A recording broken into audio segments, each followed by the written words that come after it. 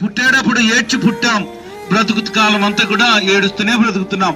మనం పోయేటప్పుడు ఏడుస్తూనే పోతాం, మనం పోయిన తర్వాత మన వాళ్ళు కూడా ఏడుస్తూనే ఉంటారు.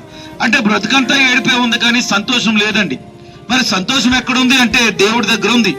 మరి ఆ దేవుడే ఒక మనిషికి సంతోషం ఇవ్వగలడు తప్ప ఏ మనిషి కూడా సంతోషాన్ని తెచ్చుకోలేడు. చాలా మంది సంతోషిద్దామని ఒక సిగరెట్ కాలుతున్నారు, 5 నిమిషాల సంతోషం, సిగరెట్ ఆరిపోయినట్లుగా మనిషి ప్రాణం పోతా ఉంది. ఒక సినిమాకి వెళ్తే ఒక 3 గంటల సంతోషం అనుకున్నారు, చాలా డబ్బులు ఖర్చు అయిపోయి చాలా దూరం వెళ్ళారని మళ్ళా బాధపడుతున్నాడు. ఇలాగున ఖర్చు పెట్టిన ధనం వల్ల గాని పొందిన సుఖం వల్ల గాని మనిషికి సంతోషం అనేది తాత్కాలికమే గాని అది పర్మనెంట్ గా లేదు, శాశ్వతంగా లేదు. అందుకనే మనుషుడికి దేవుడు సంతోషం ఇవ్వాలని ఆశపడుతున్నాడు. అది ఎప్పుడనంటే ఈ భూమి మీద బ్రతుకున్నప్పుడే. నువ్వు ఎన్నో రకాలైనటువంటి ప్రయత్నాలు చేసి కష్టం చేసి ఇంటి నుండి అన్ని పోగేసుకుని నీ ప్రాణాన్ని పోగొట్టుకుంటే ఏ ఉపయోగం ఉందని ప్రశ్న వేస్తుంటే ఆ ప్రశ్నకు సమాధానం ఏ మనిషి దగ్గర లేదు. అందుకనే ఓ వెర్రివాడ, అన్ని సంపాదించి నీ ప్రాణం పోగొట్టుకున్నావు, దానివల్ల ఏం ప్రయోజనం?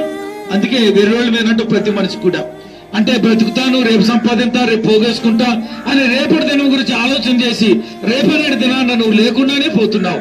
అదే బాధాకరమైన విషయం. కనుక ఈ భూమి మీద ఉన్నప్పుడు సంతోషంగా ఉండాలంటే యేసుక్రీస్తు వారు చెబుతున్న మాట, ప్రయాసపడి భారం వస్తున్న సమస్త జనులారా నా దగ్గరికి రండి, నేనే మీకు విశ్రాంతిని ఇస్తాను, ప్రశాంతత నెమ్మదిని ఇస్తానని. మేము యేసు ప్రభుని తెలుసుకోక ముందు మేము కూడా సంతోషం లేదు, సమాధానం లేదు, క్షేమం లేదు, ఎన్నో సమస్యలతో బ్రతికి ఉండేవారిని. అయితే యేసు ప్రభు నమ్ముకున్న తర్వాత మాకు సంతోషం వచ్చింది. అందుకే ఈ సంతోషం మీరు కూడా పొందుకోవాలని ఆ ఊరు తిరుగుతూ ఈ సంతోషాన్ని మీకు తెలియజేస్తున్నాం. నీకు ఎన్నున్నా ఉపయోగం లేదు కానీ యేసుక్రీస్తుని కలిగి ఉన్నప్పుడు పరిపూర్ణమైన సంతోషాన్ని పొందుతాం. ఈ లోకాన్ని విడిచిపెట్టిన తర్వాత కూడా దేవుడుండే స్థలం పరలోకమని, వైకుంఠమని, స్వర్గమని ఎన్నో మాటలు చెప్తున్నారు. ఏది చెప్పినా ఒకటే, అది దేవుడుండే స్థలం.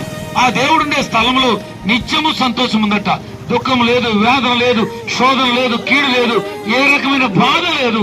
అదే దేవుడుండే స్థలం పరలోకం. కనుక ఆ పరలోకం వెళ్ళాలి అంటే యేసుక్రీస్తు వారు ఒక్కటే మార్గమే అన్నారు. నేనే మార్గం, నా ద్వారా తప్ప ఎవరు ఆ పరలోక రాజ్యానికి రాలేదంటున్నారు.